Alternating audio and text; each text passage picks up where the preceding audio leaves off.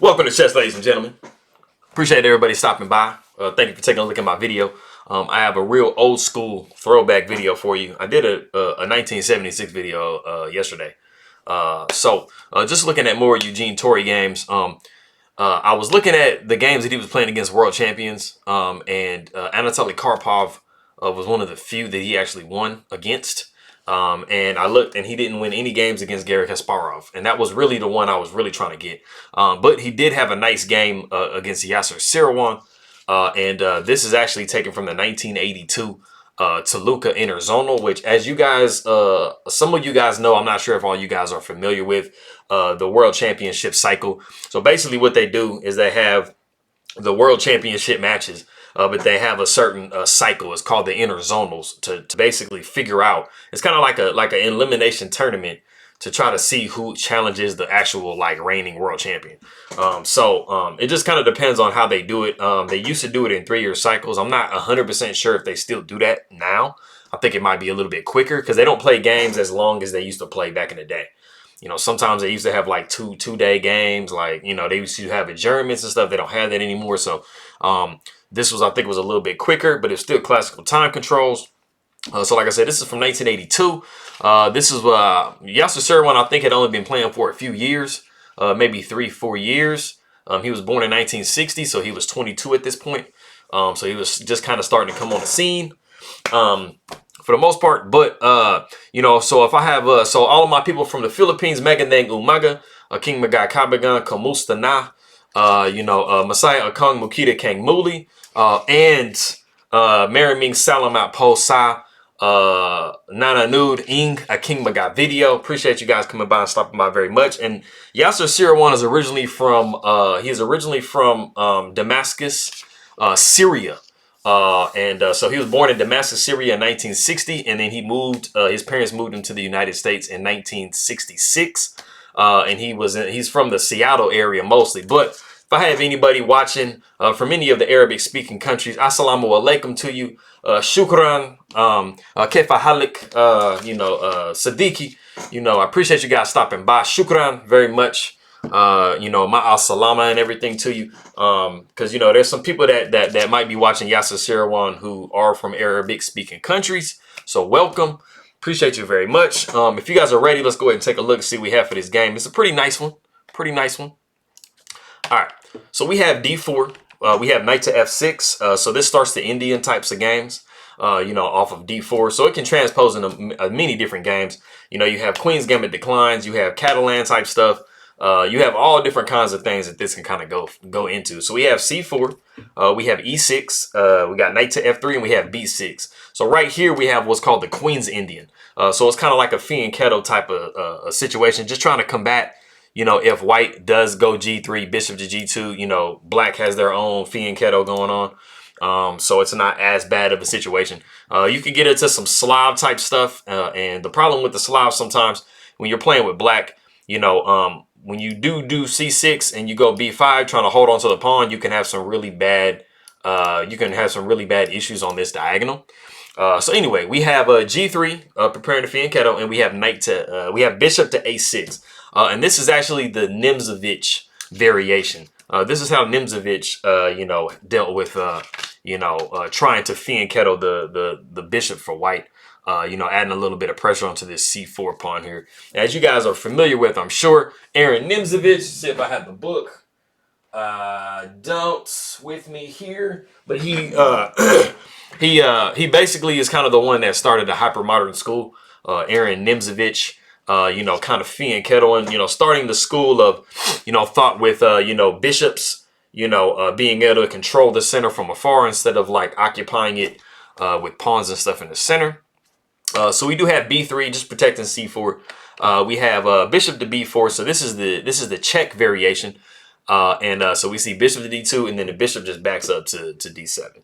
And there's nothing really too much wrong with this. I mean, it's just it doesn't really too much waste of tempo, because when you do check your opponent, you do force your opponent to make specific moves. Sometimes they make moves that they don't really want to make, because you have checked them. So maybe moving a pawn or something like that. So we see bishop to G2 by white. We see C6, and this is actually the novelty of the game. It's pretty common I think in play today. This exact position isn't common, but you know, basically what c6 is trying to do is it's trying to, in conjunction with e6, prepare d5. And basically what black is trying to do is it's trying its utmost to work against this bishop, because you don't want this bishop to have open lines, especially to this rook over here. So c6 is just trying to blunt, you know, the bishop as much as possible. And after d5 comes, you don't really have a lot of chances to trade because you don't have your knight, you don't have your knight developed here. You don't have this pawn here. So, you know, white is a little bit behind trying to combat d5. So we do see knight to e5. And after d5, we see bishop to c3. And so we see knight f to d7 by black. Now, something I want to mention, knight to e4 was a very, very good move in this position instead of knight f to d7. And basically what it does is it kind of gives white some trouble because the best possible move in the position is going to be the castle, here.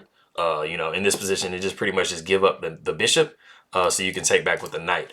Because the problem is if you do think, you know, in this position that you want to try to salvage the bishop, you're going to have some problems after bishop comes back to b2. You're going to see bishop come back to b4. And so now the problem here is the fact that you can't just move the knight in the way either way, because, you know, of course, this is just going to be checking here. And you're going to be losing a piece, basically, you know, because you're not going to take back with the queen, something like this. So, you know, you're going to be forced to go king to f1. And so it's just going to be just kind of damaging, you know, white's ability to castle and stuff like that. So that was a really, really good thing that that Yasser actually kind of had at his disposal there. But like I said, he did go knight f to d7, which isn't bad at all. You know, it's a very legit move, just challenging the knight central knight there. So we see knight takes d7. We see knight takes d7. We have knight to d2. And since there's, of course, there's only one knight, it's just knight to d2, not knight b to d2. We see castles by black. We got castles by white. We have rook to b8 by black. And we see e4. A majority of the time when you're seeing like Slavs and Catalans and these types of structures that you guys are familiar with, if you guys do play the Catalan, literally the only thing that's kind of missing as far as it being a Catalan is like queen to c2. And just the fact that we made so many other moves with the bishops and just kind of, you know, got into like some slightly weird positions than normal. But, you know, those Catalan players should be pretty familiar with this. And you know the e4 has to come at some point because you're going to be trying to challenge this nice center that black has established here. So b5 comes here. We see rook to e1. Pawn takes c4, pawn takes c4, and we do have knight to b6. Now, it might have kind of seemed like you could win a pawn here, you know, by just taking here on c4. But you're going to be looking at queen to a4, and you know, that's going to be attacking the bishop here. And it's also going to be double attacking this this pawn. So the pawn is going to be getting won back by force. You know, also you're attacking this pawn. And after something like e5, you have way too many pieces just kind of coming in and crashing in. So knight to b6 is a really nice move. It does allow bishop pawn takes b5. But there really wasn't much better that you could have did in this particular scenario. So the pawn takes b5. We see rook to c1, and then we see b4. Now, a lot of the times when you see like a pawn push here, and you have this bishop on this diagonal, you have to worry about your rook being on this square and having to deal with that discovery. Now, as you can see, this discovery right here is not a true discovery because it's not really attacking anything on this diagonal. So, you know, white has done what they needed to do to make sure their rook wasn't in any type of discovery situation. So we just see bishop coming back to a1, so there's no problem. So the rook comes to c8, and we see knight to b3. Now, as you guys are going to see, this knight move is going to be very, very relevant. And it is actually somewhat improving white's position. And so they're doing actually really well here. So the bishop comes to c4, and then now we see d5. Now, it looks kind of premature that white would be moving d5 here because it just kind of seems like, you know, after, let's say, takes and takes and takes, like, what are you really doing, right? It's like, well, it doesn't really seem like you're really winning anything. I mean, the bishop is holding this, you know, bishop is holding the knight down. You know, you're not really worried about this bishop here. So it kind of seems like you're just giving away a pawn because it just looks like white is down a pawn here, right? Well, in this particular position, after pawn takes d5, you would actually see something that's really good that actually wasn't played in the game because pawn taking d5 was actually played in the game. And then we saw bishop to f6. But if we do back up, a really, really nice, you know, Zwischenzug move or intermezzo move is going to be actually queen to g4. And queen to g4 is really, really nice because you have this bishop here. And so you are threatening checkmate in one. anytime you can make a move where you're threatening checkmate in one, it really doesn't matter what's going on anywhere else on the board, because that's the most important threat. Because, you know, of course, you know, black just can't be like, ah, yeah, I'm gonna just grab another pawn and then that's checkmate. You don't want to do that. So don't do that in your own games. Anyway, after something like G6, you would see pawn taking D5, and then as you can see, there is a double attack now on this bishop. So this knight really doesn't have the ability to move. And then, of course, you're not going to take this pawn here. So, of course, you know, if you saw something like this, you'd just be getting, you know, dropping an entire piece. And we don't want to do that because that's not how you play the game. So, anyway, we saw pawn takes D5, bishop to F6, bishop takes F6, queen takes F6, and then we see knight to A5. And so, as you can see, you know, this pawn is very well protected. The knight is now attacking this bishop, and it's also preparing, you know, to just like, you know, knock the bishop away and just do some bad things. So, you know, it's a really nice move. Even though it does put the knight on the rim, the knight is not going to be staying there forever. So we do see bishop takes A2, and it kind of looks a little bit scary, you know, because it kind of looks like they can just start pushing this pawn down and they're going to cause some issues, which it kind of does seem like it does happen. But if you want to go ahead and stop the video here, there's a nice little tactic, setup for a tactic involved. Like I said, if you want to go ahead and pause the video and see what white actually can play here, that can give it some really, really nice chances and a nice little advantage. Go ahead and do that real quick.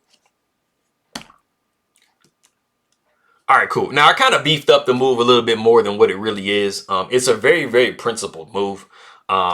It basically just kind of like, this is something that you guys hear me talk about a lot. And I mean, anybody who's very familiar with how to play with minor pieces are going to really, this move should have really just jumped out to you, because there's a couple of different reasons why. This square is looking extra juicy for this knight, because as I said before, the knight is not going to be on this rim forever. So if you found the move knight to C6, which is what Torre actually played in the game, it just makes way too much sense to not play this move. Now, of course, knight to A5 was attacking the bishop, but if you just look at this move here, this knight is a complete octopus. Even though it's kind of on the side, it is like perfectly centrally placed where it's now attacking all 8 squares in the board. It is attacking this pawn. It is threatening check.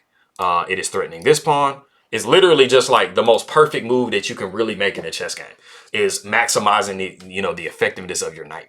And so, yes, if you leave a knight on the rim forever, it's going to be bad. It's going to be grim. But in this particular situation, this is just nice. And, you know, you see this in the next move. So after B3, which looks like it might be kind of doing something, you see knight to E7 with check. And, you know, I was a little bit surprised that Yasser actually did this, but I guess you're just going to be losing way too much material, so you kind of have to do it. He actually gives away his queen on E7. And then the rook takes on E7. So that, like, just backing up to what we had before, this knight move to C6, it threatens so many things that basically the next move Yasser Seirawan calculates, and he thinks that probably taking on E7 with the queen is just the best possible move. You're going to be getting rid of, you know, you're going to be pushing a pawn down. So like I said, it does kind of look scary, but you actually have a nice little in-between, bishop to E4, which does protect this square. You know, you're looking at, the problem is something that you're looking at here is possibly going here, but that's just going to be mate in one. So we're not going to be doing that. So you're actually saved by a move. So anyway, we see king to F8. We see queen to E2. The king takes on E7. We see queen takes B2. Bishop takes D5. Bishop takes D5. Knight takes D5. We see queen to E5. And so we see king back to F8. The queen takes on D5. And just I'm going to run through these moves real quick because this is like a completely insanely won endgame. We have G6, queen to B7, attacking the rook. The rook comes to E8. Queen takes A7. We got H5. We got king to G2. Rook to E6. H3. King to G7. We got F4. Rook to E2. King to F3. We got rook to E6. We got G4. And we're basically just trying to consolidate all these pawns on the king side. Pawn takes G4. Pawn takes D4. King to G8. F5. Pawn takes F5. Pawn takes F5. Rook to H6. King to G4. Rook to H7. Queen to B8, king to G7, and we see queen to E5 with check. And this is actually the position that Yasser Seirawan does resign. And I'm going to show you a couple of variations as to why he resigned. The best possible move in the position is going to be F6. And we're gonna see queen to e7 with check, the king coming to g8, queen to e8 with check, king to g7. We got queen down to g6 with check, king to h8, and then we see queen taking f6 with check. And all you're gonna need to do with this type of an endgame is separate the king and the rook, and then you can, you know, triangulate your queen, and you can pick up, you can go ahead and pick up a, you know, pick up that rook. The other tries, king going to g8, we're gonna see f6, king to h8, queen to e8. King down to h7, queen takes f7, king to h6, and then queen to g7 will be mate. If you try any other thing, king to f8, it's going to be f6. Checkmate is going to be automatic on b8. King coming down to f6, that's just going to be automatic checkmate there. So that is why he went ahead and resigned, because of course he's seeing this. Now, for everybody that came and checked out my video, I appreciate it very much. I appreciate the support that I've been getting recently. You know, Magandango Maga to my people. You know, Meraming Salamat. Mabuhay, Ingat Lagi, Pa Alam to you guys, and Shukran Habibi or Siddiqui, and you know, my Assalamu to you, and I appreciate it, and I'll see you guys next time. All right.